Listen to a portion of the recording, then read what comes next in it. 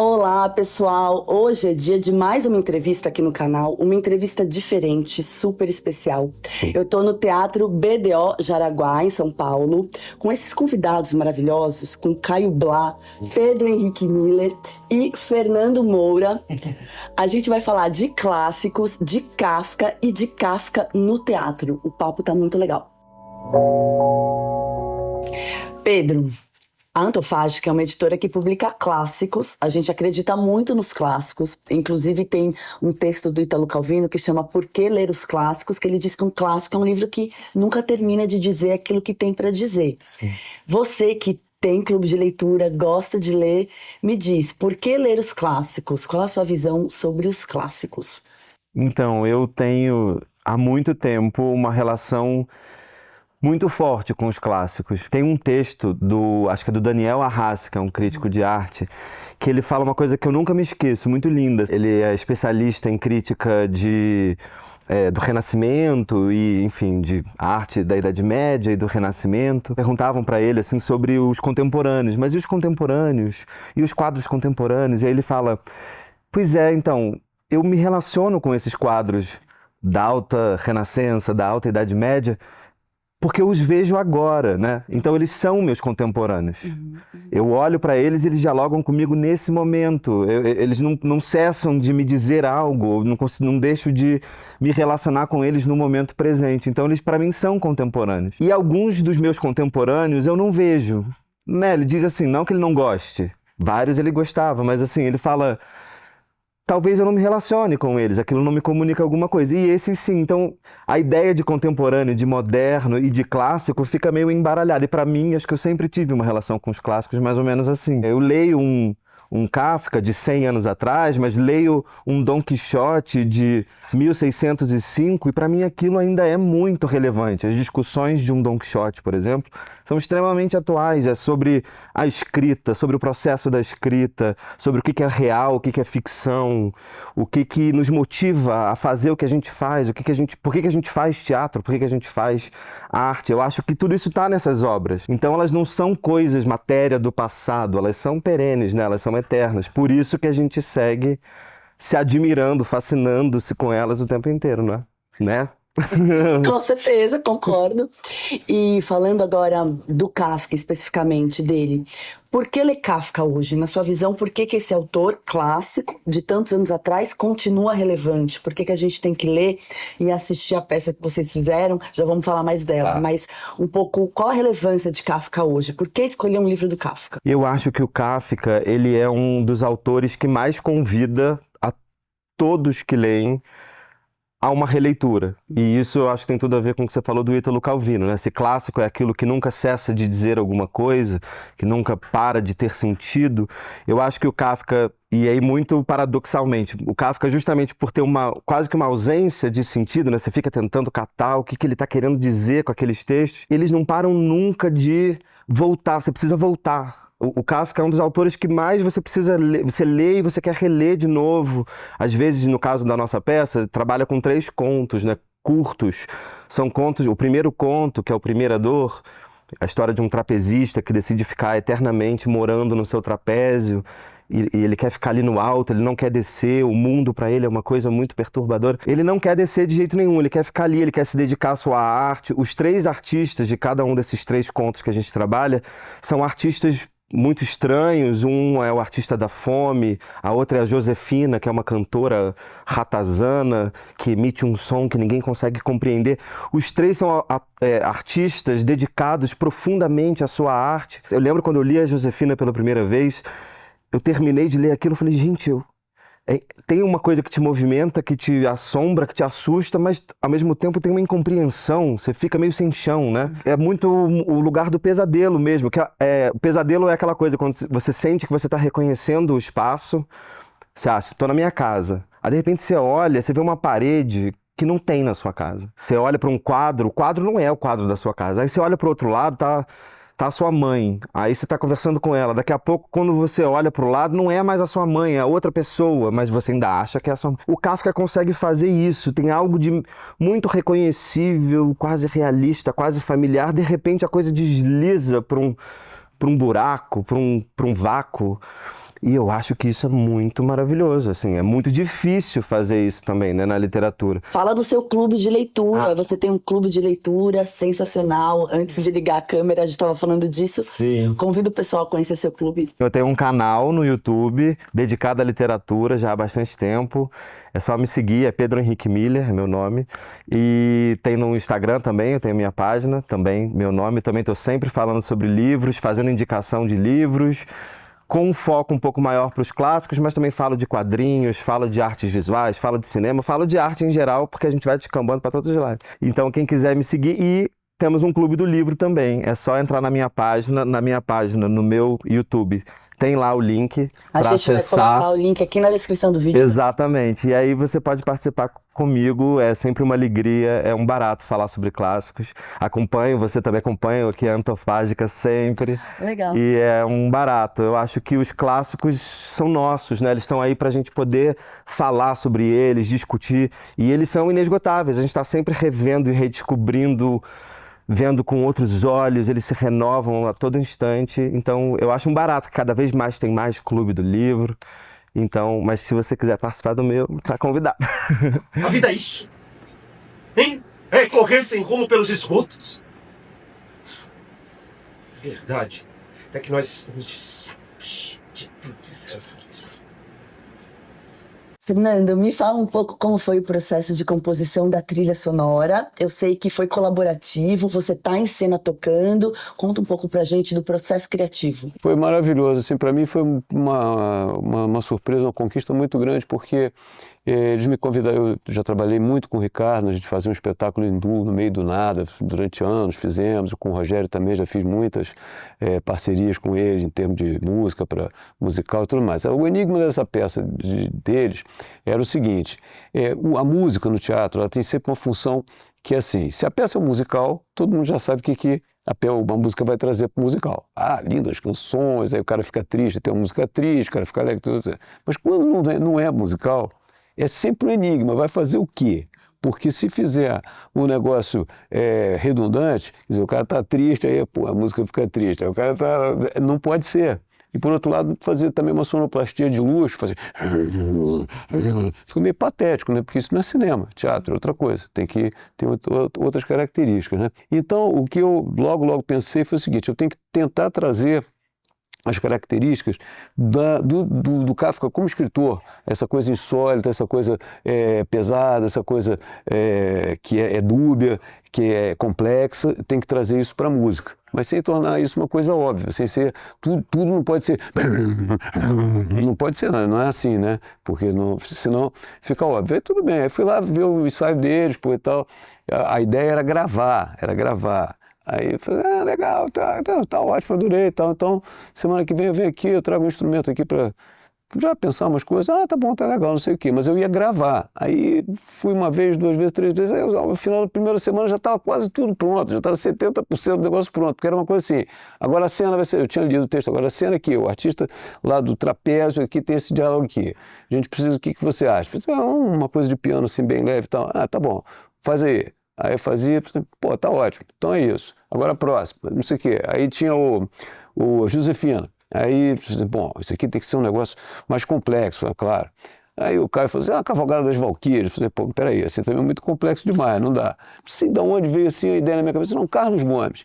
Porque Carlos Gomes é um negócio que é brasileiro, às vezes é pesado, né? Com todo respeito à obra do Carlos Gomes, é um pouco cafona, né? Assim, um pouco, né? E tal. E aí foi, né? Eu tive a ideia, assim, daqueles primeiros acordes do Guarani, dei uma adaptada naquilo, aí, pô, soou bem, magicamente. Aí comecei a trazer também instrumentos diferentes e estranhos, que é o caso do Teremin, né, que é aquele que eu toco, aquele negócio, e um piano de brinquedo também, e as coisas que tem no iPad são coisas meio inusitadas. E tem o piano, que faz o som de piano, mas também com harmonias um pouco diferentes. Então eu tentei transpor a minha interpretação musical do universo do Kafka, isso que é a trilha sonora, e que para mim foi uma coisa incrível, uma revelação, porque foi um trabalho, não é que foi de criação coletiva, a música do Artista da Fome, na verdade, eu e o Caio fizemos a melodia juntos, durante o ensaio. Ele falou assim, não, tem esse raga indiano aqui, eu ouvia, falava assim, legal. Aí ele ficava cantando, aí a gente foi, achou as coisas. E eu sou compositor profissional, né? Eu tenho mais de 40 trilhas sonoras de filmes. E é um trabalho muito solitário. A gente não tem essa... o cara fica lá filmando, depois edita, depois não sei o quê e tal coisa, e faltando 3 semanas, o cara te manda um negócio, fala, tem 3 semanas para fazer isso, e pronto. E é um trabalho extremamente solitário. Você escreve para orquestra ou não, depende do budget, né, do orçamento, e faz. E aqui não, aqui foi um negócio que parecia Novos Baianos, sabe? A gente ensaiando, agora vamos fazer as músicas aqui, essa música aqui, não sei o quê e tal. E eu achei isso aí, foi uma experiência maravilhosa. Até bom que o Caio não está aqui, que eu posso falar à vontade, que é o seguinte, que ele como diretor foi espetacular. É o tipo do diretor que, é um prazer para qualquer artista trabalhar. Por quê? O cara sabe o que ele quer. Ele não quer que você invente um negócio para ele. Ele não quer que você o convença de que aquilo ali é bom. Ele já sabe o que ele quer. Então, quando você chega, você fala assim, isso, tá, agora próximo.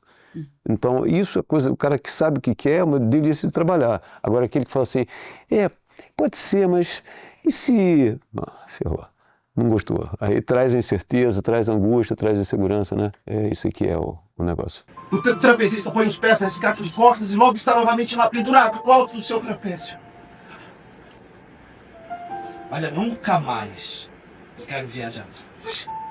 Mas nós precisamos! Caio, na peça você adaptou 3 textos do Kafka, 3 contos. Primeira Dor, O Artista da Fome, e Josefina, a Cantora dos Ratos. Minha pergunta é, como você escolheu os contos? Porque ele tem muitos contos, tem uma produção vasta. Como foi essa escolha? Foi muito pessoal, assim. Eu me apaixonei pelo Artista da Fome quando eu li, há 20 e tantos anos atrás. Eu fiquei louco com esse conto. Louco, me identifiquei com ele, com a obsessão dele, com a vontade dele de comover as pessoas, de ir além. Eu fiquei apaixonado por esse conto, há 20 e tantos anos que eu sonho em montá-lo. E um dia o meu primo, Ricardo Blatt, com quem eu sonhava também trabalhar com ele, eu tinha esse sonho na minha vida de fazer uma peça com o Ricardo, e o Ricardo me ligou, falou, cara, você deixou um livro do Kafka aqui na minha casa, e eu estava indo para um compromisso, eu estava atrasado, eu estava de mau humor, eu estava com ódio da vida, da profissão, e eu peguei e li o Primeira Dor, que é a história do trapezista que não quer mais viajar. O Ricardo estava indo pegar um voo 5 da manhã no aeroporto, estava bravo com a produção, cansado, não queria ir. Ele leu a história do trapezista que não quer mais descer do trapézio, que não quer mais viajar. Ele falou, eu me identifiquei completamente. Eu falei, sou eu. Aí eu falei, então já temos um bom ponto de início, porque eu me identifico totalmente com o Artista da Fome, você se identifica com o trapezista, e tem mais um conto incrível, que para mim é um mistério, que eu quero muito incluir na peça, que é a Josefina, a Cantora dos Ratos. E a gente vai ter que tirar no dado, no 2 ou 1, quem é que vai fazer a Josefina, porque assim a gente forma esse painel completo dessas obras do Kafka. São os últimos textos que o Kafka escreveu, e são um autorretrato. São textos sobre os artistas, sobre as angústias dos artistas, a ansiedade, o medo de ser esquecido pelo público, o medo de ficar obsoleto, a necessidade de se superar. Então são contos, são autorretratos que o Kafka fez. Ele era um escritor muito inadequado, que não sabia se ia publicar ou queimar tudo que ele escreveu. Ele tinha essa dúvida assim, com a vida de artista. E, por incrível que pareça, seus últimos contos são sobre isso. E eles estão reunidos no último livro que ele mesmo organizou para a edição, que é O Artista da Fome. Você é um leitor de clássicos, né? Porque antes dessa peça você adaptou Dostoiévski, certo? Sim. Então eu queria te perguntar, qual a sua relação com a literatura clássica? Eu fiz a mesma pergunta para o Pedro e trouxe um texto do Italo Calvino que chama Por que Ler os Clássicos? Que ele diz que um clássico é um livro que nunca termina de dizer aquilo que tem para dizer. Então eu queria te escutar falando um pouco dos clássicos. Por que você escolhe clássicos para ler e por que a gente deve ler os clássicos? Os clássicos, eles me assombram porque eles resistiram à prova do tempo. Né? São tantos livros que são produzidos, tanta coisa que é produzida, algo que permanece ao longo dos séculos, de civilização em civilização, vai sendo passado adiante. Isso para mim é um marco, é alguma coisa muito poderosa tem ali para ele ter resistido e ter atingido tantas pessoas. Então eu sempre fico muito curioso em saber o que disse Homero, o que dizia-se no tempo de Homero, a tragédia grega, como surgiu, né? Eu adoro também os clássicos da Europa, mas os modernos, o Kafka, o Dostoiévski. Eu adoro estudar essa passagem do tempo. Eu adorei ler Dante Alighieri, por exemplo. Eu adoro os escritores do século de ouro, o espanhol, Calderón de la Barca. Acho que é a coisa mais linda que eu já vi na vida. A vida é sonho. Então esses caras foram tão fundo na alma humana.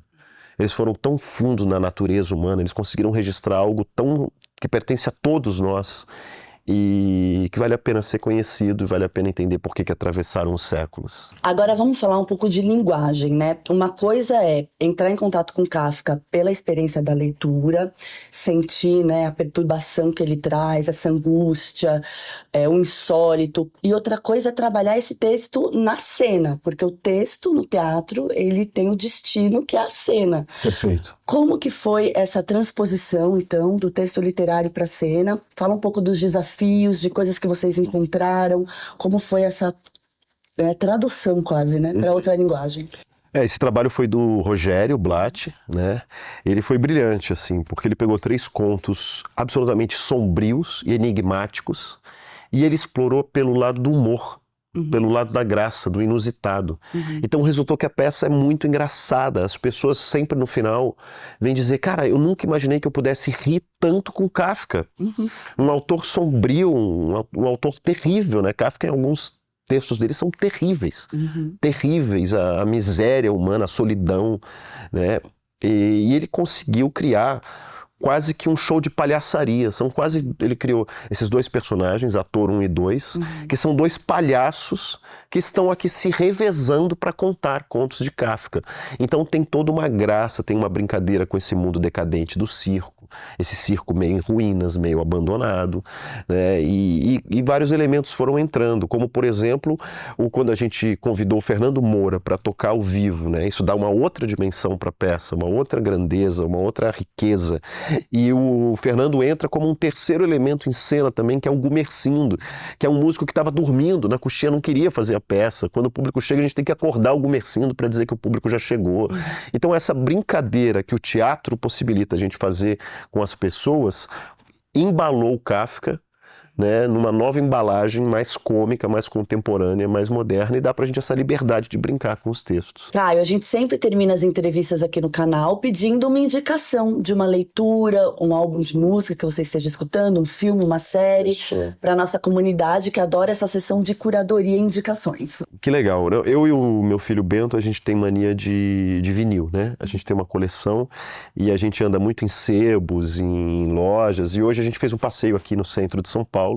Tem a Galeria Nova Barão, que tem um segundo andar só de discos, de LPs, e a gente encontrou coisas inacreditáveis.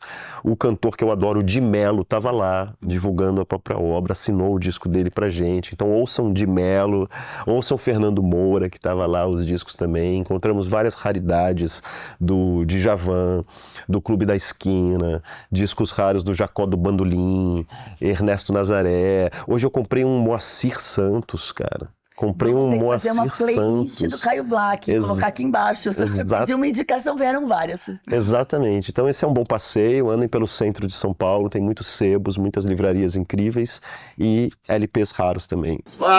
Só eles a admiram com assombro. Quando ela encrespa os lábios, solta o ar por entre os graciosos dentões da frente e enlanguece de prazer com os sons que ela mesma produz. A temporada em São Paulo acabou, mas quem for do Rio de Janeiro tem a chance de assistir Subversão Kafka. Dá todo o serviço, Caio, por favor. Estamos chegando no Rio, dia 14 de agosto, até o final de setembro, 1 mês e meio de temporada, ali no Teatro I Love Prio, que é o Teatro do Jockey, clássico Teatro do Jockey, ali na Gávea. É perto do metrô, tem ônibus, é muito fácil de chegar, muito agradável. E vamos fazer uma temporada linda lá no Rio de Janeiro também, a partir de 14 de agosto, no I Love Rio. I Love Prio. O link para saber mais está aqui na descrição do vídeo. Gente, obrigada pela entrevista, obrigada por nos receberem. Comentem aqui embaixo se vocês gostaram do vídeo e assistam a peça se puderem e estiverem no Rio. Obrigado.